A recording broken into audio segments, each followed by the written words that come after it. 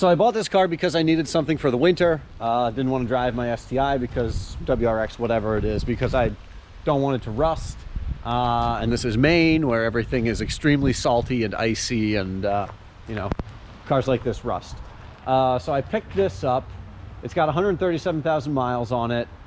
You know, it's a 2.5 liter turbo engine. It's the same basically that they put in the WRXs of this vintage.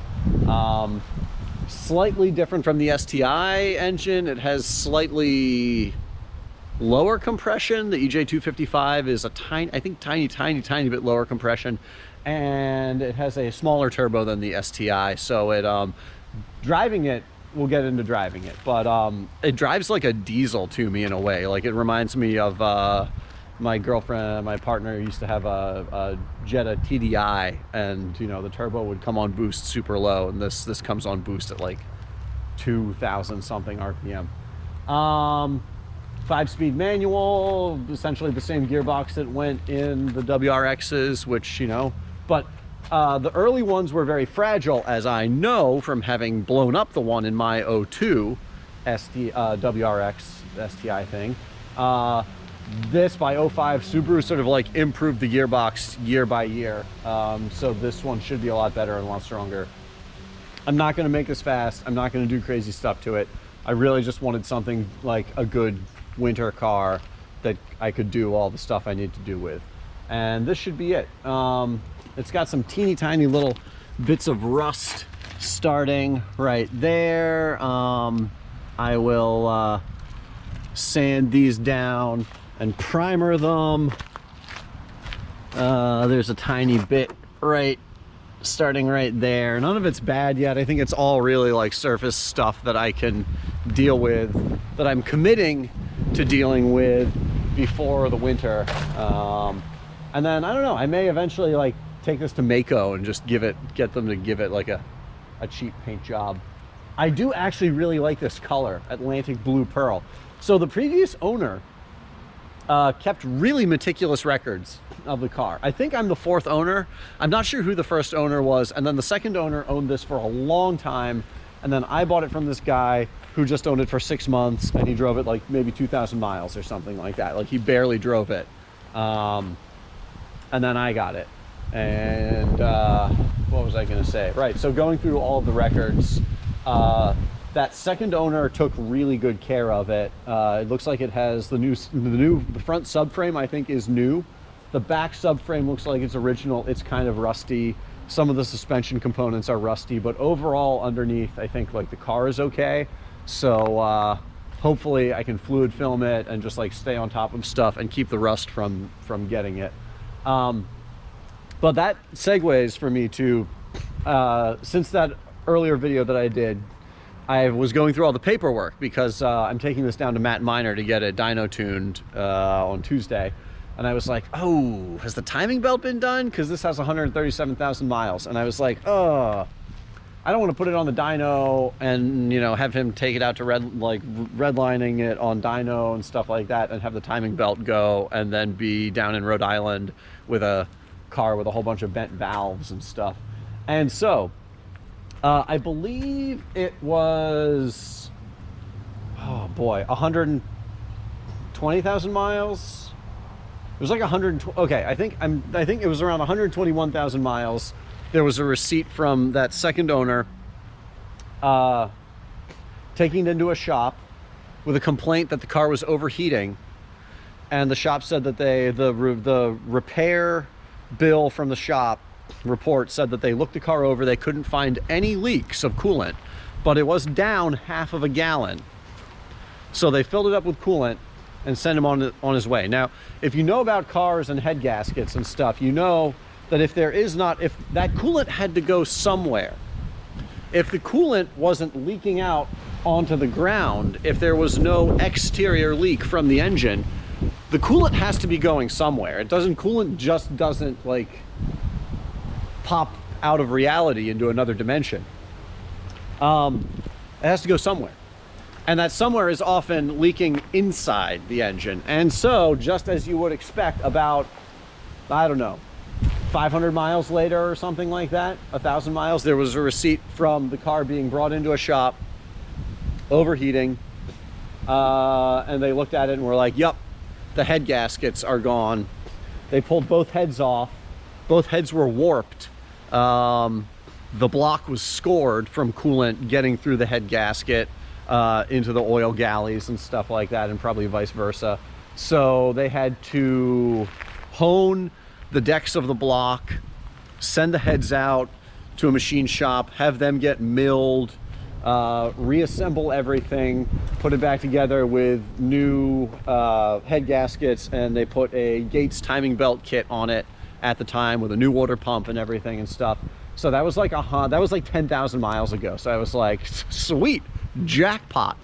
And then I think it was like, I don't know, 5,000 miles later or something like that, there was a bill from a shop not close to the owner's, like where he lived. It was a place up farther north in Maine.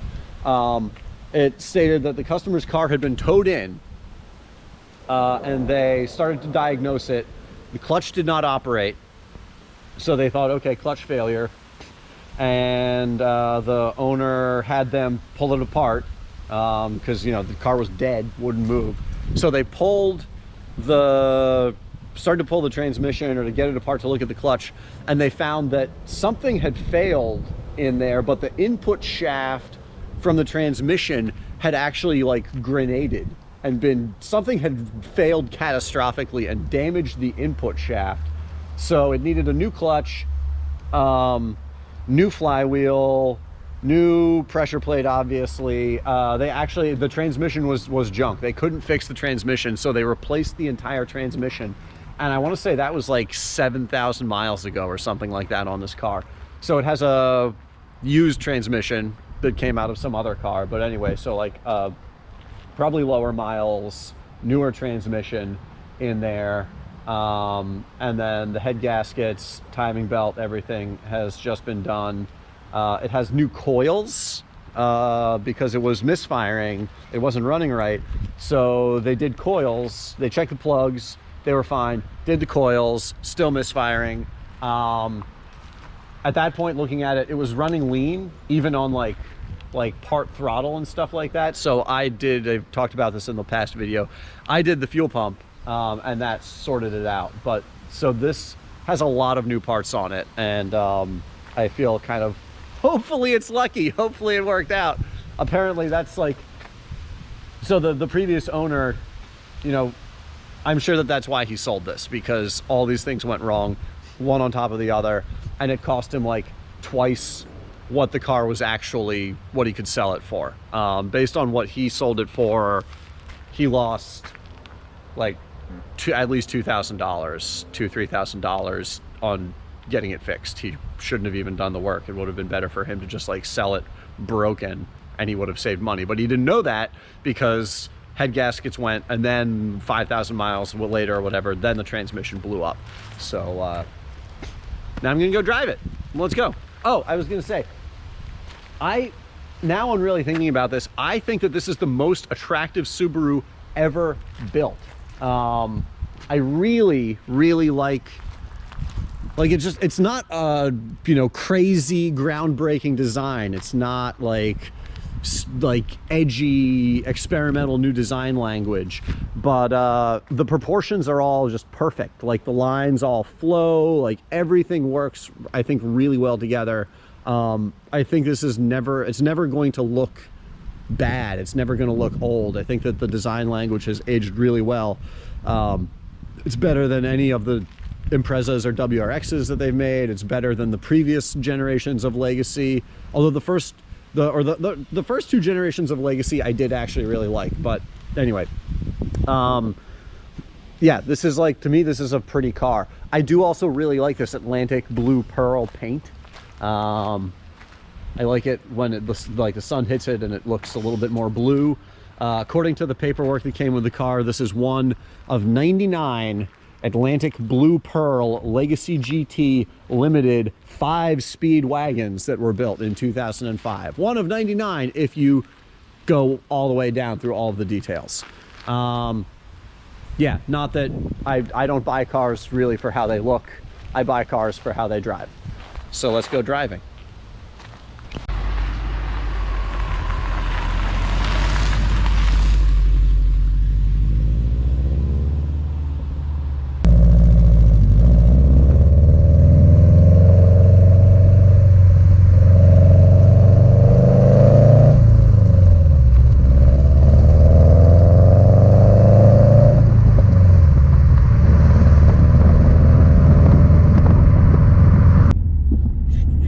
One other thing the car has done to it that I did not do, the previous owner did. The most recent owner, the guy who only had it for 6 months, he put a Cobb intake on it, and you know, I don't have an intake on my WRX, but I do enjoy this. I mean, I don't think there's really any benefit to it, but it's funny. Let me actually, I'll slow down, I'll do it so you can hear the intake noise. It's dumb, you probably all know what intakes sound like, but here.